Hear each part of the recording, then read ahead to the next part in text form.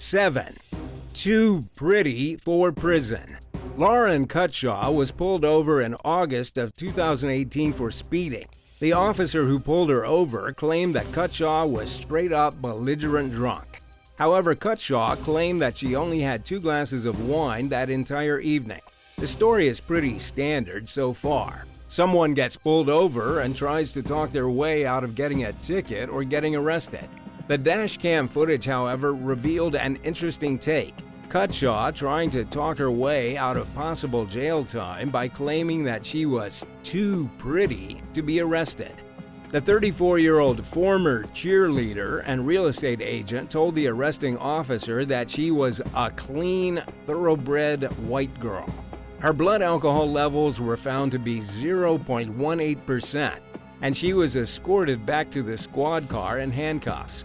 While being led to the car, Cutshaw made repeated claims that her partner was also an officer, that she belonged to a good neighborhood, how she used to be a cheerleader and was in a sorority, and how she should not be taken into custody because she was too pretty to be in prison. The officer responded to her claims with, "What does that have to do with anything?" To which Cutshaw replied, "You're a cop? You know what it means?" Implying that she would be treated poorly by fellow prisoners because of her attractive features. Somehow, Lauren Cutshaw managed to get away with a $187 fine and court-ordered alcohol counseling. The dash cam footage of her claiming that she was too pretty for prison went viral shortly ahead of her trial. 6. Cannibal walks free. Issei Sagawa was born into a wealthy family.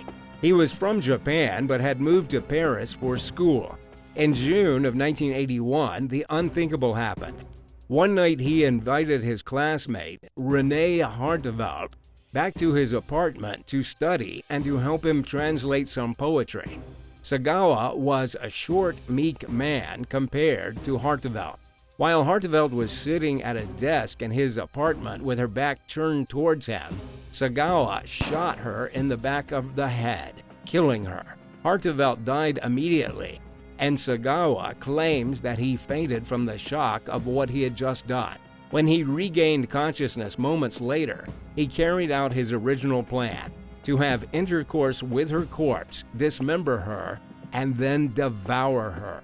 In his confession, Sagawa claimed that he believed he could absorb Hartevelt's energy if he ate her. But let's go back to that horrible night. Sagawa's teeth were not sharp enough to bite through Hartevelt's skin and resorted to using a butcher knife to slice into her. He chopped her body up into small pieces, threw some of those pieces in a plastic bag and stored it in the fridge. According to Sagawa's confession, he saved the fattest parts to eat later.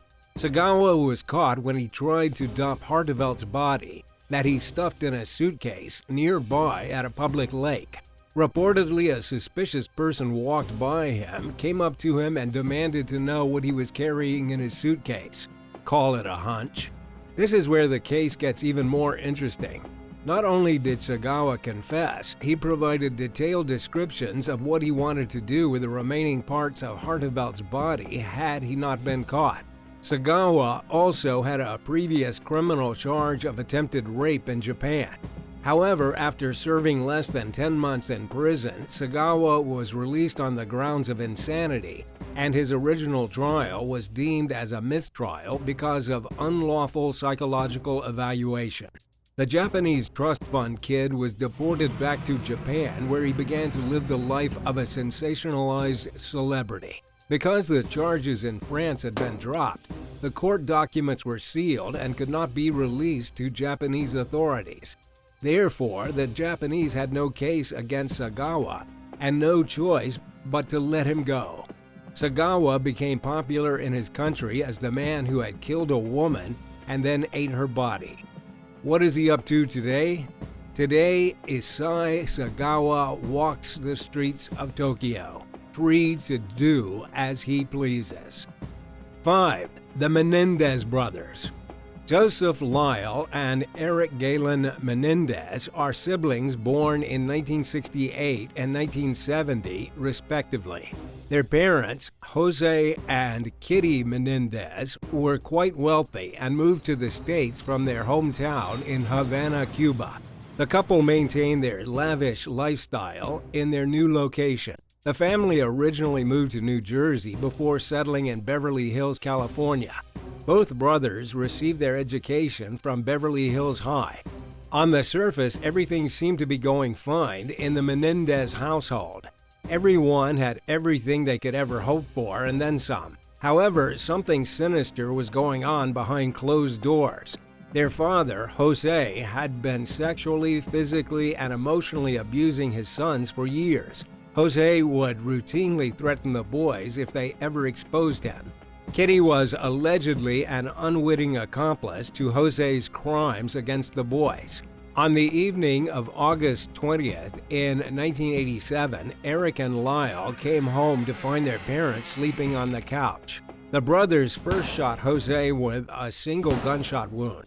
Kitty woke up from the commotion and tried to escape. The boys shot her multiple times, leaving her body unrecognizable.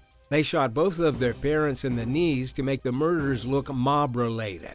The brothers then called 911 and told them that their parents had just been killed. The police immediately considered the young men suspects but had no leads. So the police had no choice but to believe that mob leaders really were involved in the deaths of Jose and Kitty. It wasn't until Eric broke down and confessed in front of his therapist, and he subsequently revealed the confession to his mistress, that the brothers were arrested. The two brothers reportedly spent close to $1 million in the months following their parents' murder. They spent money on a dual condo, several designer cars, tennis lessons, and other extravagant purchases. While the brothers and witnesses gave evidence of sexual abuse being committed, a jury eventually found both of them guilty. Eric and Lyle Menendez were sentenced to life in prison without the possibility of parole for the first-degree murder of their parents. What do you think about this case? Do you think it's fair that Joseph and Eric got life in prison after the trauma their parents put them through? Let us know in the comments below, and don't forget to subscribe if you haven't already. 4. Getting away with murder. Again. Seymour Durst is known as the inventor of the national debt clock, for being one of the wealthiest men of his time, and for starting a real estate empire. His son, Robert Durst, is known for being a serial killer who got away with 3 murders: his wife's, his neighbor's, and one of his friends. Durst was born in April of 1943 as the eldest of the Durst children.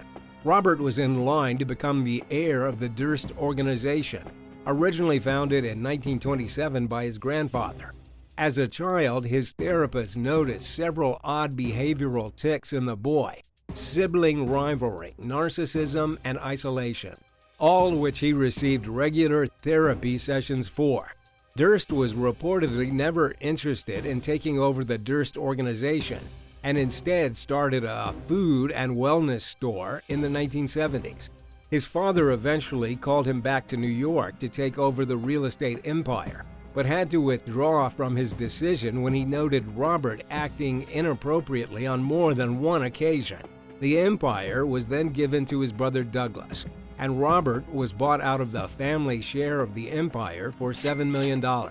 Robert has been connected to 3 murders. All 3 began as disappearances: Catherine McCormick, Susan Berman, and Morris Black. Robert had met McCormick in 1971 while he was running his health and wellness store in Vermont. The two were married by 1973. The marriage was turbulent, to say the least. McCormick reportedly asked Durst for a divorce several times, but Durst would always blackmail her back into the relationship. In 1982, McCormick went missing after attending a party at a friend's home. She was never found. Longtime friend Susan Berman was found murdered in her home execution style in December of 2000. Although Durst was the last person to have allegedly met with Berman before her body was found, there was no case against him. It wasn't until Durst's neighbor, Morris Black, was dismembered in 2001 that police began looking into Durst as a possible serial killer. The trial began, and there was substantial evidence against him. However, all of it was deemed as inadmissible in court. The only conviction Durst received was for the murder of Susan Berman.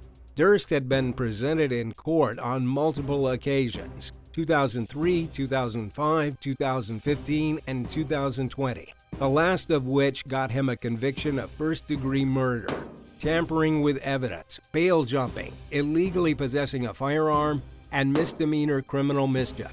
For decades, Durst was a free man. Now, at 78 years old, he is currently serving time in California State Prison. 3. A murderer and a philanthropist.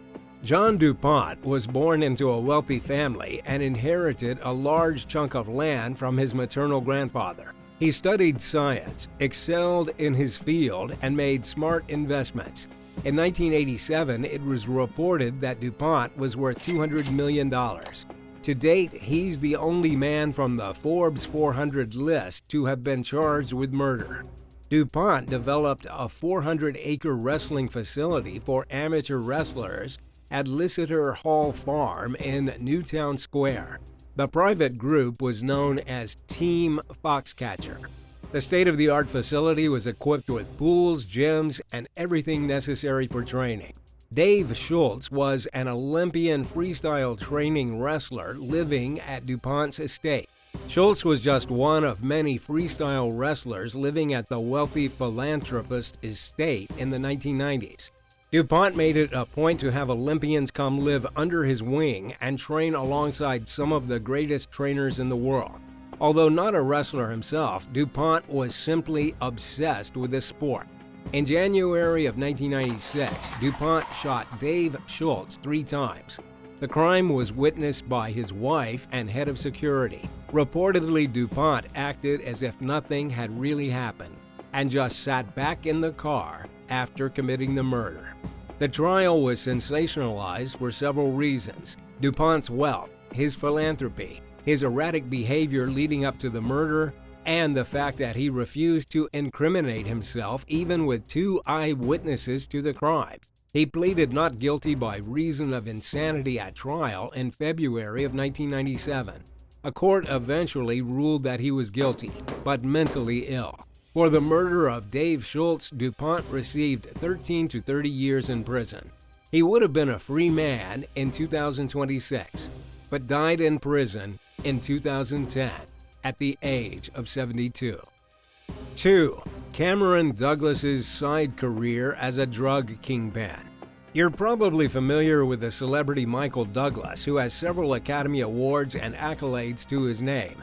He's received a hefty number of nominations and awards for his contributions in film and media throughout his career. However, his son, Cameron Douglas, received none of the fame and all of the notoriety. Cameron was training to be an actor and had several small roles in film before his arrest in 2011.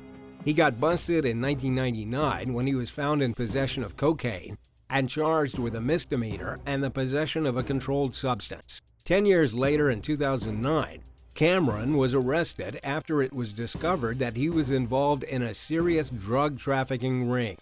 The DEA had been working a sting on the case for 3 years before arresting Cameron in Manhattan.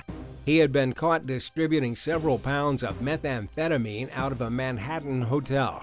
Although Cameron Douglas should have gone to jail, he was placed on house arrest, probably because of who his father was. In 2010, he was found in violation of the arrest when his girlfriend was found smuggling drugs to him. Douglas was then sent to a maximum security prison. The next year, in 2011, he was busted once again when it was found out that he had been receiving drugs through prison routes. From 2012 to 2014, Cameron Douglas was placed in solitary confinement due to his erratic behavior and the prison facility's claims that they could not handle the prisoner's drug use anymore. While Douglas was set to serve a longer prison sentence, he was eventually released in 2016. Cameron Douglas was released to a halfway house in August of 2016 after having spent 7 years behind bars and 2 years in segregated housing. Today, the once aspiring actor lives quietly with his long-term partner and 2 children. But is he really just living a simple life? Or has he just not been caught yet, doing something he shouldn't be doing? 1. Hank's payout. In California in August of 2015, Chester Marlon Hanks was reportedly driving while under the influence and collided with Terry Mugen's vehicle. While both drivers were unscathed by the accident and the damages were repairable, Mugen decided he wanted to pursue a legal claim against Chester and his parents, Tom Hanks and Rita Wilson. Mugen stated the grounds for his case against the Hanks family was because Chester was no stranger to making bad decisions. A self-proclaimed black sheep, Chester had been arrested and fined in 1999 in Britain for the possession of illegal substances. His ex-girlfriend was awarded a restraining order against him for verbal and physical abuse. Despite this, Mugen's claim alleges that the Hanks family facilitated Chester's behavior by allowing him to drive a vehicle knowing he was capable of inflicting harm. Mugen tried suing the Hanks family for well over $1 million, although nothing has come out of the case yet. To us, this just sounds like a bitter person coming after the son of a celebrity because they believe it'll get a big payout. What do you think? Thanks for watching. What did you think of these people that think so highly of themselves? Do you know anyone like that? Let us know in the comments below, and don't forget to subscribe if you haven't already. See you next time. Bye.